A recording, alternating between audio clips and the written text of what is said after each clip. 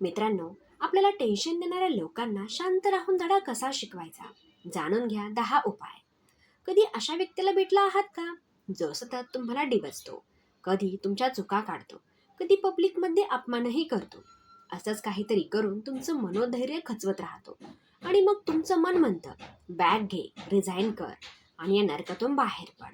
पण थांबा, या लोकांचा बदला शांतपणे घ्यायचा असेल तर शहाणपणाने विचार करा. कारण शांत राहणं म्हणजे कमकुवत असणं नाही, तर शक्तिशाली असणं आहे. या व्हिडिओमध्ये आपण बघणार आहोत असे 10 जबरदस्त उपाय, जे बाहेरून तुम्ही टेन्शन देणाऱ्या लोकांना न बोलता त्यांचा गेम ओव्हर करू शकता. मित्रांनो, व्हिडिओ शेवटपर्यंत नक्की बघा, कारण या व्हिडिओमध्ये एक असा उपाय सांगितला आहे जो फक्त मोठ्या लोकांनाच माहीत आहे. सामान्य लोकांना त्याबद्दल माहिती नाही. नंबर 1, यश हा सर्वोत्तम बदला आहे. जे लोक तुम्हाला टेन्शन देतात, तुमचं मनोधैर्य तोडतात, ते फक्त एकाच गोष्टीसाठी झगडत असतात. तुम्हाला थांबवण्यासाठी ते तुमच्या स्वप्नांवर प्रश्नचिन्हही टाकतील, तुमच्या क्षमतेवर शंका करतील आणि तुमचं मन विचलित करायला सतत नकारात्मकही बोलतील. पण लक्षात ठेवा, जे तुम्हाला तोडू पाहतात ते तुमच्या यशाचे सर्वात जास्त तोडले जातात. तुमचं काम, प्रयत्न, शिस्त आणि चिकाटी हे शस्त्र आहे.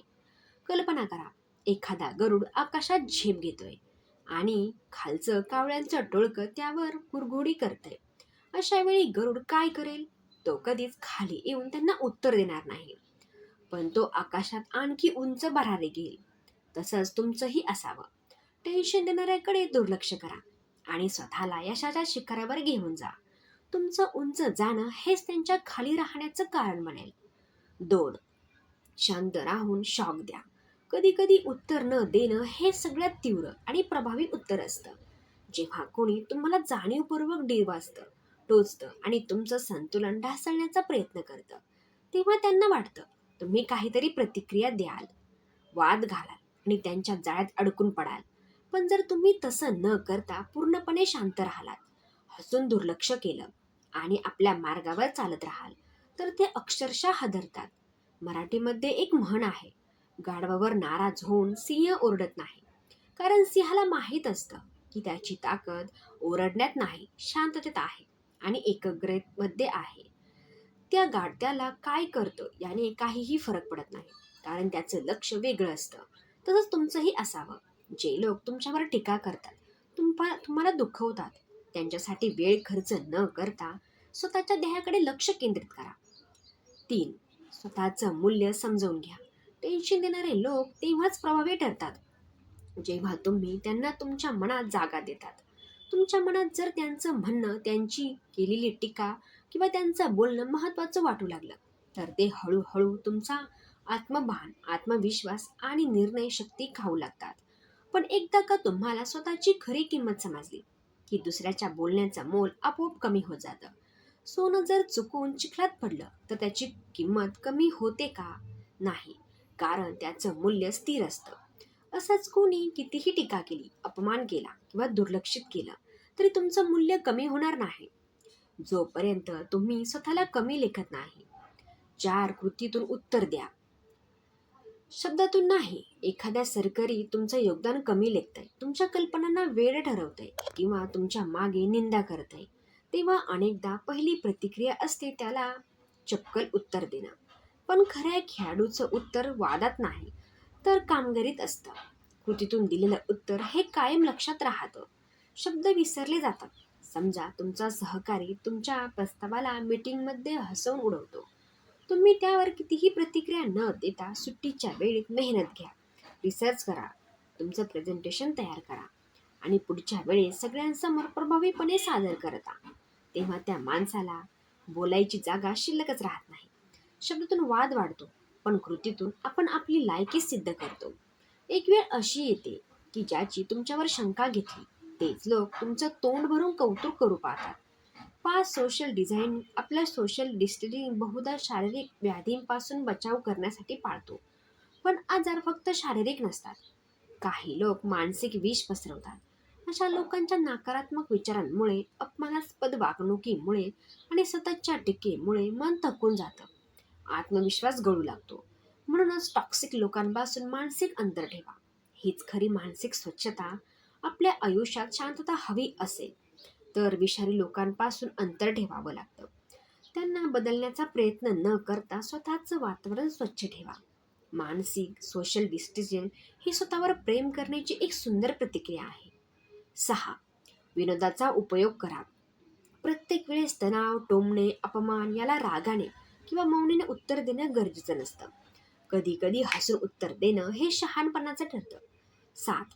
तुमची ताकद तुमचा आत्मसंयम. टेन्शन देणाऱ्या लोकांना असं वाटतं की तुम्ही रागाभर भांडण कराल, पण जर तुम्ही स्वयं ठेवलात तर तुम्हाला हळूहळू भांडणातही रस उरणार नाही. तुमची जर शांत राहिला, स्वयं ठेवला, तर कार्यस्थानी लोकांचा संपूर्ण प्लॅन सहन करणं हे कमजोरी नाही. ही तीच वेळ आहे जिथे खऱ्या लोकांची ताकदीची परीक्षा होते. वादात उडी घेणं सोपं असतं, पण शांत राहून पुढे जाणं हेच खऱ्या योद्ध्याचं लक्षण असतं. आपलं मन कुणी अस्वस्थ करू शकत नाही जोपर्यंत आपण त्यांना ती परवानगी देत नाही. 8. योग्य वेळी समर्पक उत्तर द्या. जेव्हा तुम्हाला कोणी जाहीरपणे कमी लेखतो तेव्हा लगेचच भावनिक होऊन उत्तर देणं हा मूर्खपणा ठरतो. पण जर तुम्ही योग्य वेळ, योग्य मंच आणि योग्य शब्दांची निवड केली तर ते उत्तर फक्त प्रभावी नाही, स्मरणीय ठरतं. एका मीटिंगमध्ये तुम्ही काहीतरी सुचवलं आणि दुसऱ्याने उपहास केला.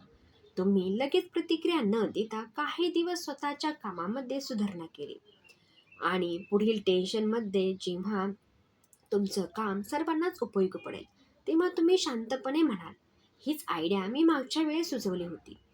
इतकं म्हणणं पुरेसं ठरतं.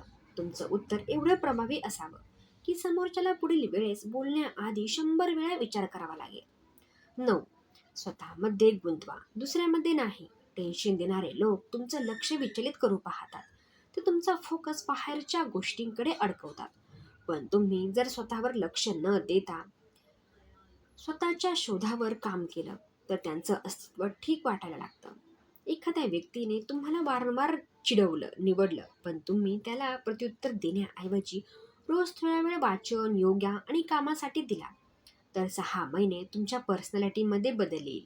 आता तो व्यक्ती त्याच जागी आहे आणि तुम्ही त्याच्या पलीकडे गेलात. वेळेत दाखवलं तुम्ही मूल्य कधी कमी काहीच बोलायचं नसतं. फक्त वेळेला बोलू द्या. जो आज तुमच्यावर हसतोय तो उद्या तुमचं उदाहरण देईल. सुरुवातीच्या काळात शाहरुख खान मुंबईत स्ट्रगल करत असताना अनेकांनी त्याला नाकारलं. अमिताभ सारख्या रूप नाही, ॲक्शन नाही, कोण पाहणार याचे चित्रपट. पण काहीही न बोलता तो काम करत राहिला. त्याचवेळी त्याला नाकारलं. आज तेच त्याचं कौतुक करतायत आणि उदाहरण देताना लढाया शब्दांचे नाही, ज्या जिंकून देण्यासारख्या लागतात. जे आज तुमच्यावर हसतात, उपहास करतात, तेच उद्या तुमचं कौतुक करतील. तुमचं मन, संयम आणि यश हेच टेन्शन देणाऱ्यांसाठी सगळ्यात मोठा धडा ठरतो. एक गोष्ट नेहमी लक्षात ठेवा, माणूस कधी शब्दांनी मोठा होत नाही तर त्याच्या कृतींनी महान बनतो. मित्रांनो, दररोज विविध सकारात्मक विचारांसह आपण भेटत असतो. तुमचे जीवन हे असे सकारात्मक विचारांनी भरून जाऊ. तुमच्या मनातील सर्व चांगल्या इच्छा, आकांक्षा पूर्ण होत तुम्हाला सुख समृद्धी लागो हीच ईश्वरचरणी प्रार्थना.